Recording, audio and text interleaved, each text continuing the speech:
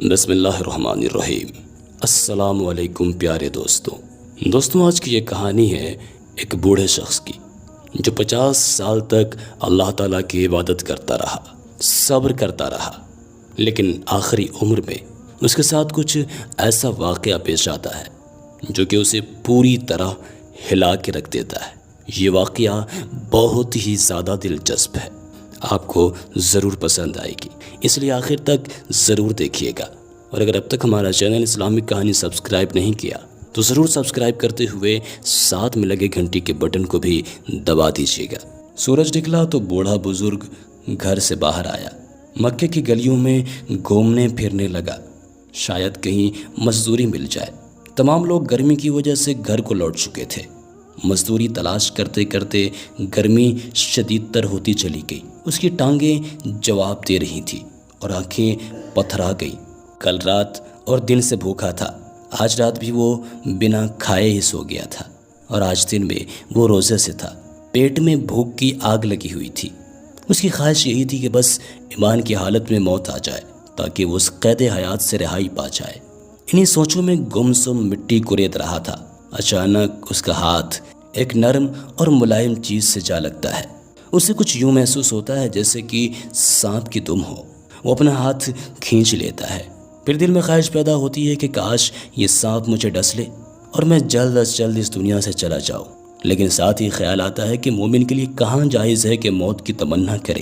خودکشی کرنا اسلام میں ناجائز ہے، اسلام میں سخت حرام ہے۔ چنانچہ اس نے اللہ سے معافی مانگی اور دوبارہ اس چیز کو غور سے دیکھنے لگا۔ اسے بڑا تعجب ہوا کہ یہ بے حس و حرکت پڑی ہے۔ اس نے اسے پاؤں سے ٹھوکر بھی مارا، لیکن وہ چیز جوں کی توں پڑی رہی۔ اس نے ہاتھ سے مٹی ہٹا کر اسے پکڑا تو ہمیانی نکلی جو سونے کے دینار سے بھری ہوئی تھی۔ اسے دیکھ کر بھوک اور پیاس ختم ہو گئی، اعصاب میں نئی قوت پیدا ہو گئی، بلکہ مانو جسے جوانی ہی لوٹ آئی ہو۔ سوچنے لگا، میں کتنا خوش نصیب ہوں، یہ مال اپنے گھر والوں کے ہاتھوں میں تھماؤں گا تو کس قدر خوش ہوں گے۔ وہ اس وقت حسین اور روشن مستقبل کی امید میں خوشی سے پاگل ہو رہا تھا۔ اچانک ایمانی حس بیدار ہوئی اور دل میں القاء ہوا، یہ مال تیرا تو نہیں بلکہ یہ تو کسی اور کا ہے جو کہ گم ہو گیا ہے۔ سال بھر اعلان کرنے کے بعد اس صورت میں تیرے لیے حلال ہوگا جب اصل مالک نہ ملے۔ جب سال کی مدت اور اپنے رات کے کھانے کا تصور کیا تو پھر طاقت جواب دے گئی، کیا خبر سال بھر زندہ بھی رہوں گا یا نہیں، اور یہ بھوکی ننگی بیٹیاں کیا کھائیں گی، کیا پہنیں گی۔ خواہش پیدا ہوئی کہ تھیلی کو واپس اسی جگہ رکھائے اور آزمائش میں نہ پڑے، لیکن بذات خود دانا اور عقل مند انسان تھا۔ جانتا تھا کہ اگر گمشدہ مال کو دیکھ کر چھوڑ دے تو کوئی ذمہ داری نہیں ہوتی، لیکن اگر اسے پکڑ کر دوبارہ رکھ دیا جائے تو ذمہ داری رکھنے والے کی ہوگی۔ اسی قسم کے تفکرات دماغ میں ٹکرانے لگے۔ اسے محسوس ہوا کہ کنپٹی کی ہڈیاں چور ہو رہی ہیں۔ ایک طرف یہ خیال اٹھتا کہ دبا رکھو، کیا جاتا ہے، اللہ کا دیا ہوا رزق ہے، اس کے ذریعے بھوکی ننگی بیوی اور بیٹیوں کا پیٹ بھر جائے گا، ان کا تن ڈھانکوں گا۔ ارے کوئی بات نہیں ہے، طاقت ہوئی تو پھر سے دینار چکا دیں گے، اس کا کم بھی واپس کیا تو کیا فرق پڑے گا اس کو، اتنے سارے دینار ہیں اس میں۔ لیکن پھر دوسری طرف یہ خیال بھی پیدا ہوا کہ صبر کر، اے بھلے آدمی، امانت میں خیانت کا ارتکاب نہ کر۔ قبر کے کنارے بیٹھ کر مالک کی نافرمانی کا سوچتا ہے۔ چنانچہ پھر وہ اصل مالک کے ملنے تک ہمیانی گھر رکھنے چلا گیا۔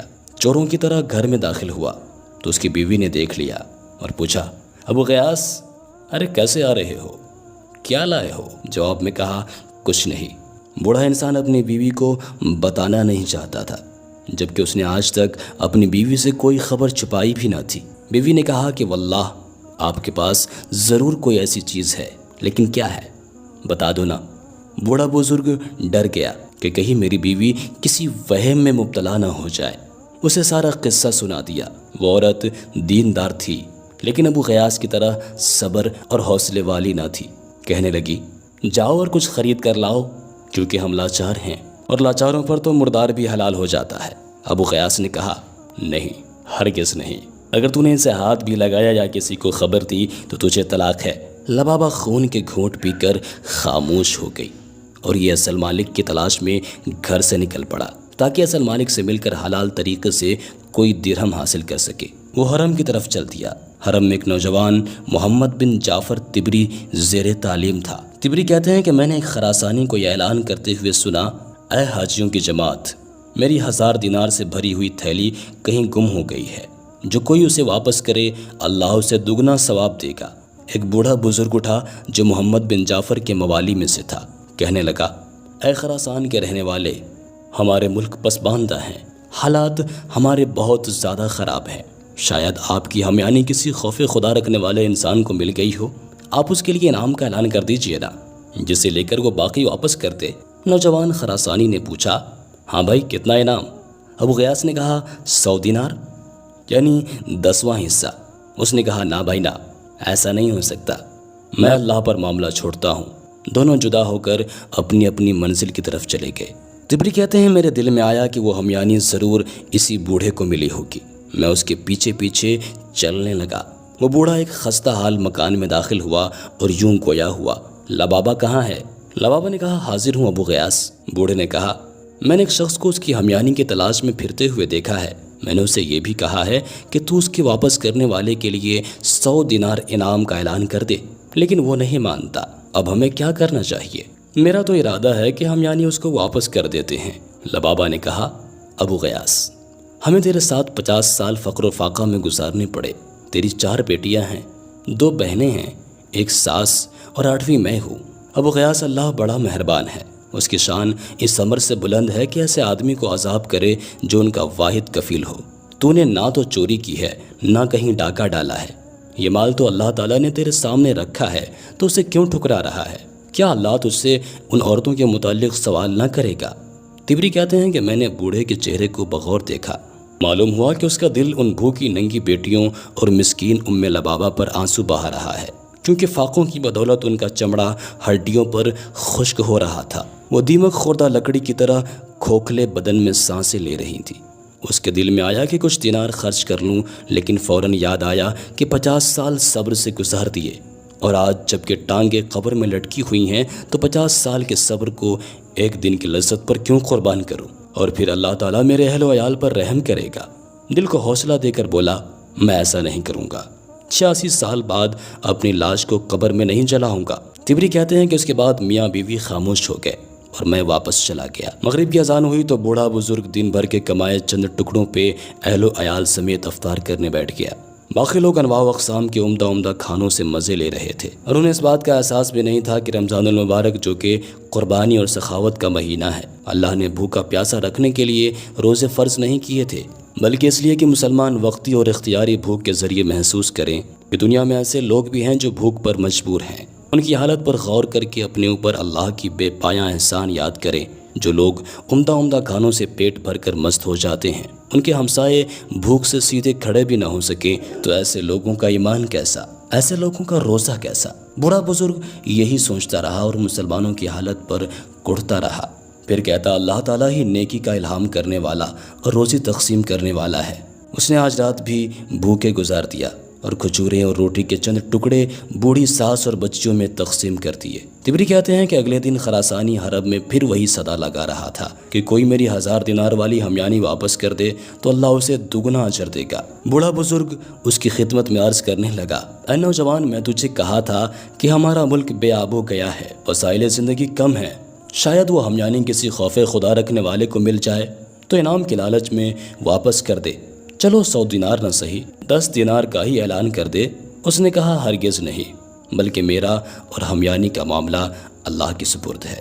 اس کے بعد دونوں جدا ہو گئے۔ تیسرا دن ہوا تو خراسانی نوجوان پھر حرم میں وہی صدا لگا رہا تھا، اور وہی بوڑھا کھڑا ہوا اور کہنے لگا، اے نوجوان، تو نے 100 دینار دینے کا اعلان کرنے سے انکار کر دیا، پھر 10 دینار انعام سے بھی انکار کر دیا، تو آج 1 دینار کا ہی اعلان کر دے، شاید کوئی ہمیانی اٹھا لانے والا اس دینار کے لالچ میں واپس کر دے۔ خراسانی نے کہا، نہیں، بلکہ میں قضیے کا فیصلہ اللہ تعالیٰ پر چھوڑتا ہوں۔ بوڑھے بزرگ کی امید کا آخری سہارا بھی ٹوٹ چکا تھا اور سوچنے لگا کہ ابھی تو 1000 دینار ہاتھ میں ہے، سارا نہ صحیح تو 1 دینار ہی رکھ لوں کہ بھوکے ننگے بیٹیوں کا سامان کر لوں۔ لیکن دینی جذبہ پھر سے موجزن ہوا اور قیامت کے دن کے خیال سے ڈر گیا۔ سوچا، 50 سال کے صبر کو ایک دن کی لذت پر قربان کر دینا سراسر گھاٹا نہیں تو اور کیا ہے۔ ابو غیاث نے خراسانی نوجوان سے کہا، آؤ اور اپنی ہمیانی لے جاؤ۔